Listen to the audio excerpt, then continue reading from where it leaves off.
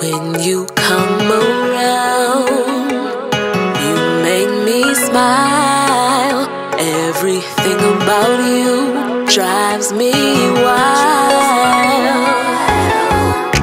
The way you walk, the sexy way you talk, the way you dress to impress. Oh yeah, you what they call a tender, someone to remember every night before I go to sleep. That's something that's very, very important to me. A lot of times people have things that they would like to talk about, but they won't talk about just because, you know, they're kind of scared or they don't have that person to really bring anything out of them that's within them. We all have a gift, we all have a purpose. All of us don't open our gifts though, and I think that's something that's very important. As far as today, it's going to be pretty edgy. I have my cousin DJ Cut. For those of you all who don't know, he's crazy. What a clap, Sid. What a clap. It's crazy. Have a young lady by the name of X Blue Rain. I think she's absolutely phenomenal. I actually chose her off of Facebook. Her posts are crazy, and I'm always into people that do mind-stimulating conversations rather than just, you know, post the foolery that we all see on social media every day. She definitely is someone that has a voice, so that's where I chose her to be the other female counterpart on this panel. Hey, everybody, y'all clap for everybody. Give it up. He likes to tell us what to do.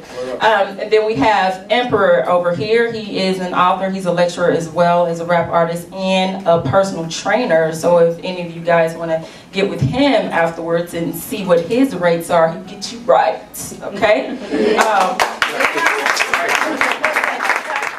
I am a mother and a father.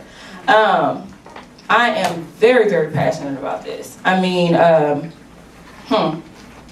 you don't have to read it, but I just want you guys to just let you know that's what this is based off of. I think it's very, very important for all children to have a mother and a father and have them both in their life, whether the parents are together or not. I think it's unfortunate that you have some people who are bitter. They're bitter towards the situation. You know, they call themselves, this usually happens with the women mainly, they call themselves a father because, you know, they are a single mother, or because the father's probably not doing what they feel like the father should do, or whatever it is under the sun. Regardless of the fact, a woman can't be a man. A woman cannot be a father. That's not a role that you just jump into. Because a father just is. Just like a mother just is. Like it just happens. As a black woman that is a single parent of my own, one thing that I never do is I don't never talk down about my daughter's father. Regardless of anything that happens between me and him, she knows him as daddy. That's her daddy. I think that's very important. Because even if the father happens to be a deadbeat father, their child is going to grow up to see that for themselves. They don't need you to add on anything extra to what he is doing or what he is not doing. So I definitely want to talk about this issue because I'm very, very passionate about it. You know, when Father's Day came around and, you know, anyone who said, I'm wishing all the single mothers happy Father's Day and all that, I deleted them so quick, fast, and hurry. I just don't, I was very, I didn't tell them. I'm not about to get into a debate about it. I'm just very passionate about it. So I'm going to go ahead and pass it over to my big cousin so he can go ahead and say his thoughts about it. All right. I mean, to all the men, and y'all heard me talk about it on the radio, it takes a man to raise a man. Dead serious. Yeah, I know how I am. I speak my mind on the radio. I have 2 baby mamas. Let's just keep it real. You know, I call them my sons' mothers, but I always made it my business to be in my son's lives, regardless if we together or not. And I'm married, and my wife has 2 children, but they are my children. So I have a total of 4 children. So I'm dead serious when it comes to being a father, because I know I didn't grow up with my father necessarily in the household, and my mother's boyfriend wasn't necessarily the best role model. So I made sure that I was going to provide for mine what I didn't have. How's everybody doing? I think it is due to our ignorance of understanding what being a woman is that we try to attribute ourselves to men when it comes to parenting. I believe that because we have been raised by a generation, and I'm speaking of women my mother's age, who were raised by women who stayed with men because of the children, that inherently passed on a feeling of, well, I'm not finna stay with any man that's not finna treat me right. Then it passed on to my generation, I don't need a man.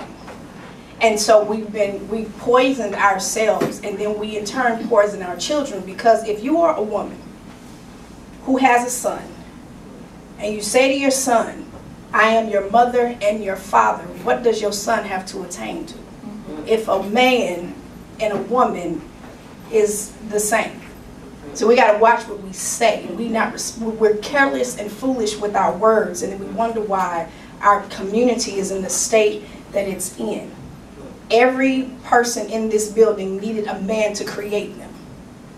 Your completion of creation was because a man was a part of it. And if you are a single mother and you have a deadbeat father, there was a time he was good enough to sleep with. That's right. Come on. So you have to be accountable for what you took the semen. You could have said no. You said yes. You could have had an abortion. You chose to have the child. So whatever he does or does not do, understand that you must always, and we must teach our girls that you are women. I came in town Father's Day weekend, and somebody inboxed me and said, hey Blue, I know you finna do a shout out to all the single mothers on Father's Day. I was like, no. Well, I know you finna say something about these deadbeat daddies. I said, actually not. Then she said, well, I'm gonna put up a post that you should have put up, and I'm gonna tag you in it. Needless to say, I ain't no punk when it comes to words. And I put up a really nice post that basically said to all of the thirsty single mothers who are looking for recognition on today, kill yourself. Because what is the benefit for your son? We have a serious, and this is the last thing, and I'm going to pass it to Emperor. We have a serious attack on the black male, the young black male.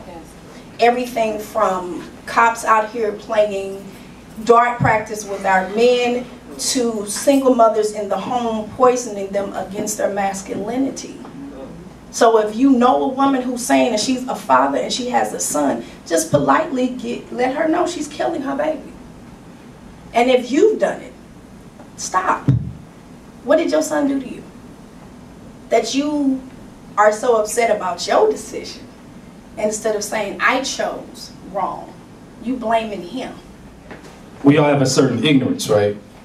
The man has the ignorance, the woman has the ignorance, then we come together and we tend to breed another ignorance with that, right? So I had both of my parents in the house. It was my father who made me have an overstanding of the love my mother had for me. So example is like if my mom, like, you know, the mother's love is the deepest love of all. So if my mother would see me, not that I'm like this, but if I was to rob a bank and I waxed everybody in the bank, my mother would be the one saying, "Not my baby," when the cops come. But the dad's gonna be like, "This is take his ass right now." I mean, right. So my father gave me an understanding that the father has a tough love, the mother has a tender love. So it's not an egotistical thing when a man is saying to stay in your place, and we start having these debates about what is the place and, you know, how you gonna tell me? But it's all physiology, because if it is said that the man is the head of the house, and we're looking at the head being the body, the head doesn't stand on the shoulders alone, it's represented by the neck. It is held up by the neck. Follow me? So if that neck is weak, then the head is gonna fall off. So yeah, the man wears the pants in the house, but the woman tells him what pants to wear. That's what's up.